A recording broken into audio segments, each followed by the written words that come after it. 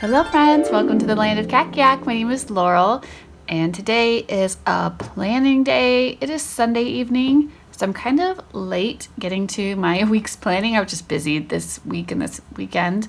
So I've got just a pile to go through.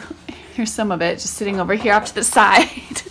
So I'm going to go through my pile. I've got some stuff to prep, some new things. And I will share those with you, and I need to actually write in my planner, right? I gotta have that ready for my Monday morning meeting with the kids tomorrow. Okay, let's go. First, let me think through this. So with my third grader, right, this is the very beginning of the year. He's actually still 7. He's turning 8 here, and he told me 10 days, he reminded me this morning. But we've been doing stories in grammar. So we paused our copywork and we paused our McGuffey reader. We've finished the second revised reader. But before moving on to the third reader, I'm gonna pause. He's still reading his own independent, of course we have the RC list and then some other books too. So like right now he's reading Tom Swift, Inventor's Academy, Restricted Access, and he's working in his little reading log. This is from Not Consumed Ministries. They do have some homeschool supplies. I'll link everything I show you today in the description box in case you want to look at it. I like to look at these after he writes in them. I always tell him, I'm like, if you don't know what something is, just ask me. I let him do it on his own. So I just noticed, because we have school on Sunday, but right now it's just reading unless they've missed something during the week and they can make it up on Sunday. But seen it, what was the setting? He said the isolation activation. I think that sounds like that was the title of his chapter. I don't think he knows what setting is, or he didn't really read it. He assumed he knew what was going there. So I know I need to talk about this. It says draw a scene from the book that wasn't in the pictures. He did get how many pages? He read 13 pages today, but the date, book title, he's writing Tom Swift. So I know I need to talk to him about this tomorrow because I don't think he really knows what setting is. I know we've talked about it. He's never really had to produce much with that concept. You know what I mean? So I'm going to actually leave it open to that page and just leave it at his little spot at the table to remind myself that we need to go over that during our Monday morning meeting time, probably first thing, even before I have him do his planner. But yeah, so he's still doing this. This is still what he's doing he's still reading every day for 30 minutes and then doing his journal. And then we are spending our time together doing this. And we're not very far yet, but this is practicing our writing. And we're just practicing specific grammar, concepts in each story that we are working through.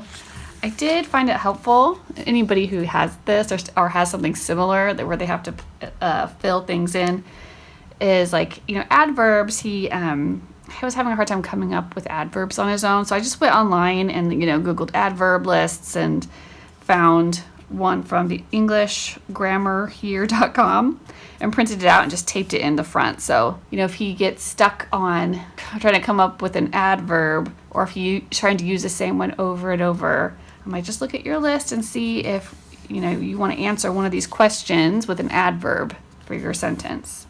And I'm finding with this that at his age, it does take me, and a lot of this is new to him, going over things with him, partly because there's just so many spelling errors still, because he sounds things out, but not every word is spelled out with its letter using its first sound. It's not all perfect like that. So what I found so far that's been helpful is to have him read the instructions to me and then to go to the chalkboard. And we've been going over adverbs for several days, and have him say out loud what he wants to say. If he can just say it. And if it's an incomplete sentence, I might give him some coaching on that. That's not really a complete thought, it's a fragment. But I end up writing it on the board for him so that he can see So then he's done the thinking and worked it out, but I've written it down, then he copies it into his book for the most part. Every once in a while there's still like a spelling error here or there, but it really cuts down on his frustration and just sitting there doing nothing, and it doesn't take all that long, you know. So like we're still in the first story, but adverbs, and I noticed that this took us 2 days. So like we had time to work through just like the first paragraph, you know, with them, and then we just stopped. And then the next day we came back to it. We like reread, you know, the story up until that point, and then we did the next paragraph. But so this is taking me a little bit of my attention. And then he's supposed to go back and do his editing checklist. Anyways, I thought I'd let you know that's like a change up, something new we're doing in my third grader's routine right now. Something else for him that I thought might help warm him up was, I was like, I wish there was like some kind of grammar game that I had to play with him, you know, just to kind of like as a warm up or a fun thing, or like, hey, when you're done with your writing, we'll do our game. And it's like reiterating what, you know, we've been working on. So I actually bought 2 this week, and one of them is, I have to prep this. I just printed it out. See these lines? This is what happens all the time with my Epson. I like my Epson printer. It makes really beautiful images, but I constantly have to do a head cleaning on it. Like anytime I'm going to be printing, I don't know, if I know I'm going to be printing a lot, like I should do a head cleaning before I even start. Because yeah, I didn't do that first, and look, now I have all these lines. Like that's constantly happening. Just a gripe. Okay, so I've already printed out the instructions and the answer keys, and I think maybe they're supposed to write in these. Okay, so I think I'm gonna put these in, like, I have one of these envelopes. I've used these just a ton, and this is my favorite brand, Hand to Mind. It's better than the other dry erase envelopes. I think maybe we could just do these maybe like back to back like that for him and slip it in, and then he could write answers, like, you know, find whatever section and write them that way. Yeah, I need to cut out the cards that go with it, and so I think what you do is you use it with this colorful Jenga, which comes with a little colorful die, and you roll it to see which category you were going to pull a card from. The only thing is, can't see what like the back of it. I'll probably just so I can like pull them out into separate little piles. I think I'll use my purple like highlighter on the back. Just do something like this. So when I cut those out, I can turn them over and you'll be able to tell what pile they go in.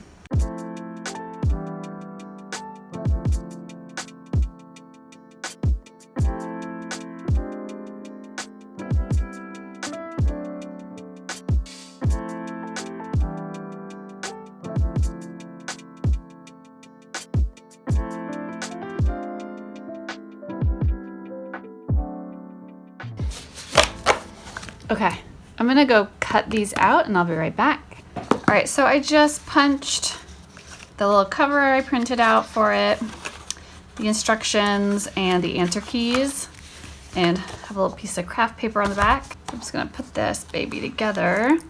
I figured if I did it this way, kind of like a little notebook, that I would be able to just put it on his shelf, like with his other school things, and that we could just grab it and put it in his to-do pile instead of having it in some kind of, I don't know, plastic bag, or I don't know. I just thought this would be easier and a little more put together.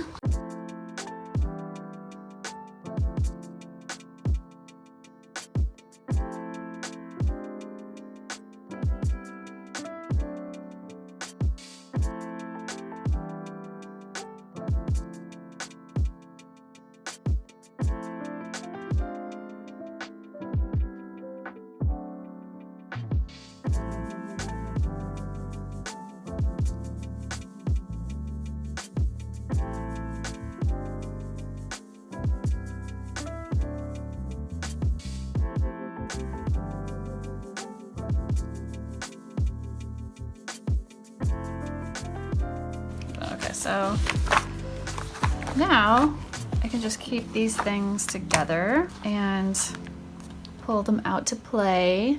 Okay, what else do I have? Oh yeah, I was working on this and I finished it this week. I just put it on Etsy and I'm trying to get it on Amazon. It always takes a while to get stuff, like to get them to review it. But this is a literature analysis and writing notebook to go along with the revised edition 5th Eclectic Reader. It has 117 lessons in it. So I think this is like 9th to 10th grade. So this is something I'm gonna be trying to get some feedback on. I have 2 other moms that are gonna take a look at it for me and tell me what they think. And then I've got, actually my mother-in-law is a retired teacher and she taught writing at the college level. So I asked her if she would look at it for me this week. So that's why that's why it's just sitting out. Oh, and with it, I just picked this up too. The APA MLA guidelines for the style of writing. So I'm keeping this close to me so that I'm actually gonna try to use it this week myself. I'm gonna try to do like a week's worth of my own notebook. So yeah, wish me luck.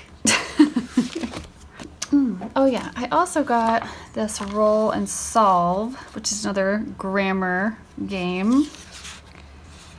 Okay, what do I do with this? I think these were just all of the, what I should do. I should punch these and I should put them in that same thing with the other grammar game because I could just keep his grammar games together. Okay, I think I'm gonna do that. I'm gonna print out the answer keys and put those together and I'll be right back. Okay, I've got it all combined now. So this is the second grammar game. I'll show you what it looks like. It's Roll and Solve. So you just need, so I'm thinking I can just open it up like that and just lay it down. And then we just each have a die and like some markers. Not like markers, but you know, tokens or something to put on here to cover spaces. And you just try to get, the first to get 5 in a row of their token wins. And so this one was is it a noun? So that you'll look at a word and is that a noun or not? And then I think, how many of these? There was a lot of them that came with this. Another noun, common noun, proper nouns, so plurals, verbs, anyways. It'll be a good little mental exercise and kind of changing it up for him a little bit. Okay, so and then it's easy for me to flip to the next game from one to the other one because this is cardstock, so it's thicker, so it naturally is easier to turn to it. And I've got all the cards in there. So this, and this will go with it, so I'll just stick that in there. And then, so this will be his writing and grammar practice for this week. That you'll see me planning for that. What else is in my pile? Oh yeah, so this is for Will's last book. I had him do the book picture notes comic summary guide. So this is a fun one to do too. The storyboards, they do that last. They never want to do the final comic strip. It's funny, but this is how they take their chapter notes at this age in picture form. And I have him write the chapter number, and then usually the caption is, he didn't write the name of his chapter, but they found the drone. He spelled drone like drown, but yeah, this is another Tom Swift book. Okay, so he turned that into me this week, so I was just going to put it in order.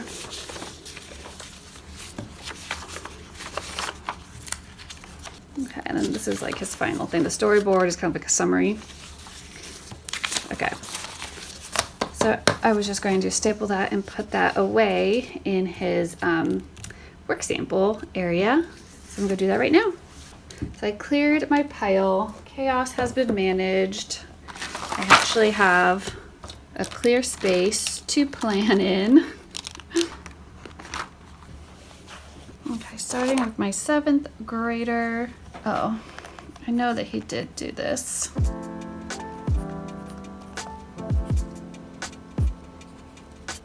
Well, he's caught up. I gotta get more planning pages.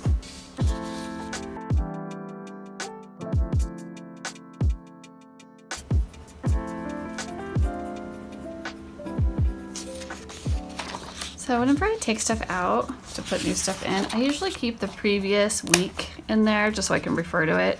And then I just take the other pages out and I put them with the rest of his planning pages that I keep for our records.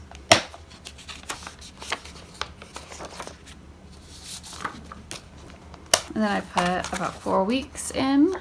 Let's go. Okay, we are set up and ready to plan. So for Bible, I don't know why I wrote that all in caps, nothing else that way. We actually have a new, I don't think I've showed it to you up close yet, but we have a new Bible resource we're starting.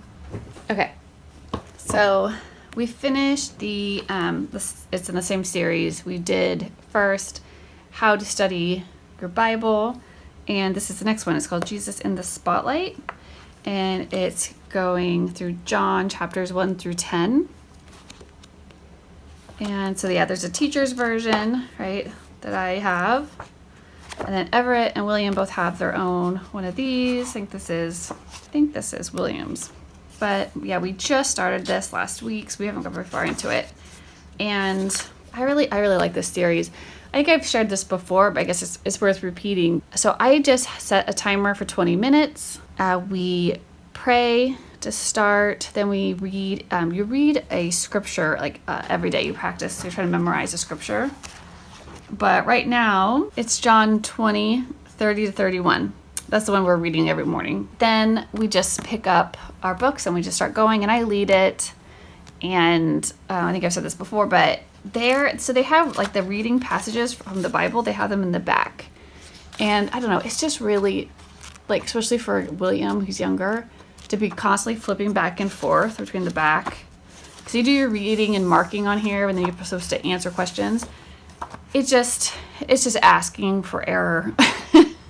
So what we do is I have them, when we do the marking, and then I have them just do the best they can. I tell them what to do. I write the symbols up on the board so they can see how mine look, and then they mark and do their symbol. I have them do like a little key on the side, what their symbol or what their color means, and then I have them mark. And then on the days, and then we'll go back and we'll reread it. We do a lot of just rereading the passages a lot, and I think that's just the way I'm doing it. I'm always like, okay, well because we don't usually get all the way through a day's worth of activity as designated in here. So you kind of have to like reread to catch up where you were the next day when you pick up. But it's nice because it's really helping us remember the passages better. Then on the days that we are supposed to be they're supposed to fill in answers and stuff, I will actually just have them, like things like this where there's lots of fill in, I will have them stay in the reading portion. So they usually have 2 bookmarks, one on the reading portion and one on the fill-in portion of the book, so they can easily flip where they are in both instances. But I have them, I'll go through on the board, I'll ask the questions, and they'll have this reference, and then they'll tell me the answer, and I write all the answers on the board, and then they just go back and then they can just fill it in. And that just seems to be a really good system for us. And yeah, 20 minutes maximum, and then we just close it up and move on to the next subject. Anyways, these are really nice. I like them. Okay, so for short, I'm just gonna write Jesus in the Spotlight. Jits. Okay, then math. He's just working his right start lesson. Let me see where he left off, so I know for sure he's gonna be starting on 53. Okay, reading. So for right now, he is going to be he reads for 1 hour in his book list book, and then he does the middle school journal, and then he does vocab. I consider that reading. He's working through his Wordly Wise. Right now for writing, we are taking a break from writing and rhetoric, and he is doing Harvey's Revised English Grammar. I just let him pick a notebook out. And we just started this last week, I think. So the beginning of it is he's just writing down all these definitions, copying stuff. So I'm just kind of letting him get comfortable. You know, it's a new resource. Go over your terms. So yeah, he's just been doing this section, definitions. And I think in elementary sounds, it sounds like that looks like that's what he was doing. So obviously a lot of this is going to be review right here at the beginning, but he will start getting into some exercises. And then so he can just do one of those a day. And then he can do, I'll check it using the answer key. So I have this with me and he has this. So that's what we're doing when I say Harvey's. And then what lesson is just whatever number lesson he's on, right? And if you're wondering, like, how come, you know, I do all this McGuffey stuff with my second son, and that's what I'm planning on with my third son. Why don't you do it with Everett? It's just because I didn't always homeschool Everett. He was public school through the third and a half grade or whatever when COVID happened, and so we took him out of school permanently. So he's kind of doing, like, we're kind of just doing different things with him because I was just, I'm more behind with my first one. You know what I mean? Like, I haven't done stuff before. Like, he's always with me. We're forging our way forward together. And the younger two get the benefit of me, making different selections for them based on things that I learned through their older brother's experience or by just having more time to do research for their level, because I knew that I was going to be homeschooling then. And so I was looking into it.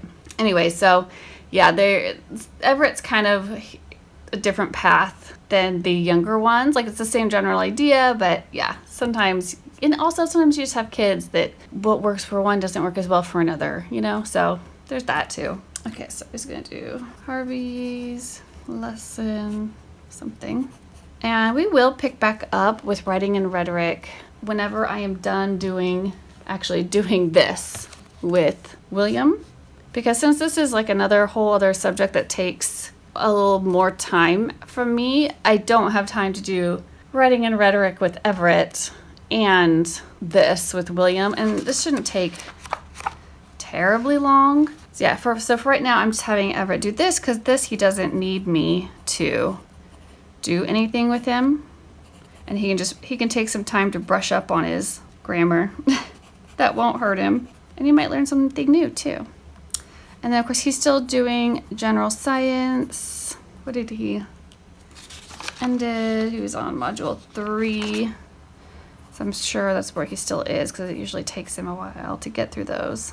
I'll just leave the space for the rest of them. And he is really liking that. And like he's completely doing Apologia General Science on his own.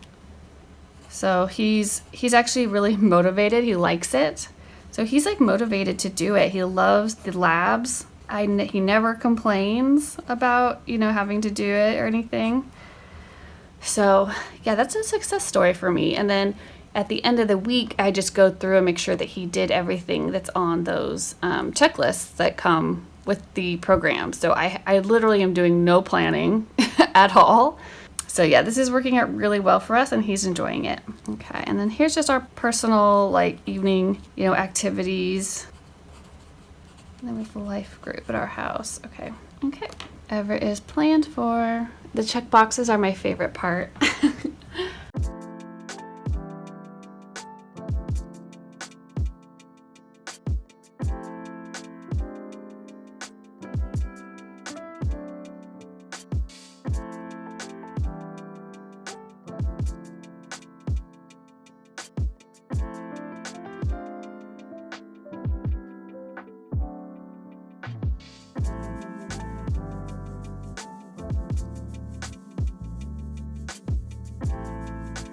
Bible's the same for him. Jesus in the Spotlight. He is doing Bright Start. Should be starting on lesson 76. Okay, he reads for 30 minutes. Then he does his journal. Okay, for writing, he's doing that stories and grammar that I showed you, and we will play a game. Oh, and spelling.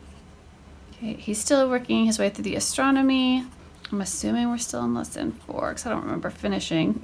So this actually is really simple. It's just the right, like just to do just whatever the predetermined days worth of work is. Seems to be just right for him and me, because I've actually transitioned him. I think we've been doing it, no, maybe last week was at the 3rd week, and we've done it together enough times. I told him to go ahead and read it himself and try to follow the instructions himself, and he's been reading the textbook to himself. And I just say, if you have any questions, if you can't read a word, just ask me, and I'm in here just sitting here working. He's just sitting actually like right to the right of me. So if he really didn't understand something, he could ask me. But it's so cute because he'll be sitting there like reading this big science book, and he'll be like, "Mom, did you know?" Because it's actually interesting to him. It's really fun. And then there's little activities to do in there, and we don't do all of them, but the ones that are kind of like the interactive notebook component of it, he's pretty much able to do those himself. Like every once in a while he might need my help kind of understanding the instructions or something, but it's pretty minimal. So I'm happy how the Apology of Science for both my third grader is, I would say halfway independent, and my 7th grader is like completely independent with just me checking in. So I'm very, very happy with this curriculum so far.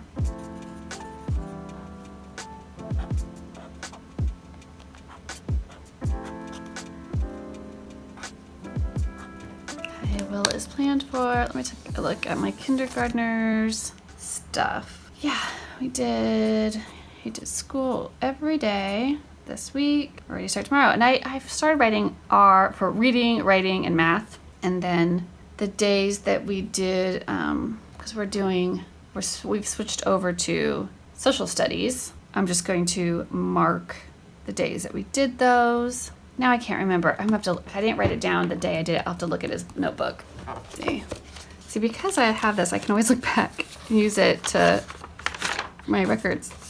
Oh yeah, so that was last month. Okay. I think I did take like a week or so off between finishing up his science unit and wanting to start. Okay, this is the day we started. This was on 9/5 plus SS for social studies. I'm doing America the Beautiful. So we read pages 1 to 2. We watched an Otto's Tale on the Statue of Liberty on YouTube. And then I just found a free, I think this was on education.com or something. He was interested. I had him pick something off the page in the book that he was interested in. And then we just like looked it up. So he was interested in the Statue of Liberty. So I just pulled out something and he colored it. It's pretty simple. Looks like we didn't get to it again since then. So that was once last week. Okay. So I was going to mention, so we've been doing Teach a Child to Read in 100 Easy Lessons. I think he's been doing lesson 49. The last few lessons, we've had to do them like several times, which I'm totally fine with. But he is seeming kind of frustrated with and not really wanting to do his reading lessons. So I actually, I guess Friday, I pulled this out. We had him just read a couple words. We still did our normal phonics warm up with our flashcards. And then I had him go through the alphabet. We had him sing it. I had him say all the letter sounds. Then I said point to the G. He was kind of testing that he could tell the typeface font. Kind of harkening back to those flashcards we used with him in preschool last year. I remember this always bothered me. I think this is why I never used this book. I was like, why do they have OY? Like, oi. Why are they having this straight away? Like, that's too, I was like, it should have been something like bat, But, so I had to just tell him, okay, OY says oi. So, oi, boy. And I also wrote it just in lowercase so we could see it in my gray highlighter. Hen, top, I think that's where we started. That's what we did on Friday. So I need to mark this page. So I'm just going to go through these with him and just we're just taking a step back. It's not whole sentences, but I'm going to let it ramp back up. By the time it gets to here, they've got 4. They've seen these words before, but they're smaller, and they have the lowercase version also. But look, bam, listen 4. It's all the way up to sentence level. And they're just 3-word sentences, but this is much, I don't know if it was just maybe it's just because it looks like so much on the page what he was doing, and maybe he just wasn't ready to do so much. Yeah, so see it, they've got it in the sentences, and then it's got the sentences, and then it's got the words isolated too. And then they start learning their new set of words. And this isn't giving them any sort of, diacritical marks the way that 100 Easy Lessons did. But I will just point out that when there is a silent E at the end of a word, it makes the vowel long. See, there they go with an OW, ow, again. It's like oi.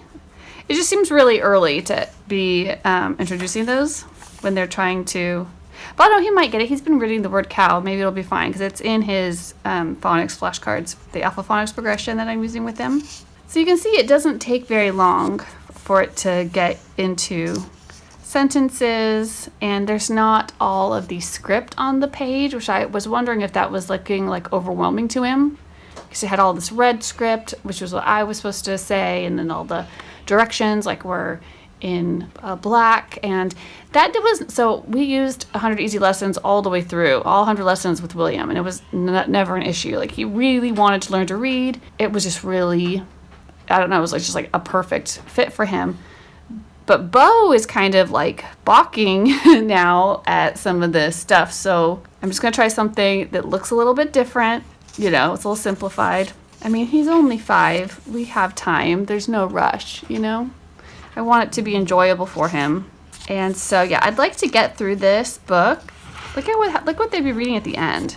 So I would like to get through this in the next few months. And I may, and just, be having him probably practice writing the words, probably not all of them, but, maybe 4 a day or something in his 3rd copybook that he's using. And then I'd actually like to switch over, whenever he's done with this, to the first revised primer. And I have copy work for that. It's an evolving plan with Bo. His personality is just, it's so funny. I have 3 boys. You would think they're 3 from the same family, all boys. You'd think their personalities would be more alike, but they are 3 completely different individuals. And it shows up in their schooling. It's a really neat insight into your kids when you homeschool them. I'm glad I get to really, really know my kids, on a whole different level that I would have otherwise. And they get to know me on a different level than they would have otherwise too. I'm done with my plans. I'm just going to tidy up the schoolroom a little bit tonight, vacuum. We'll be at it in the morning.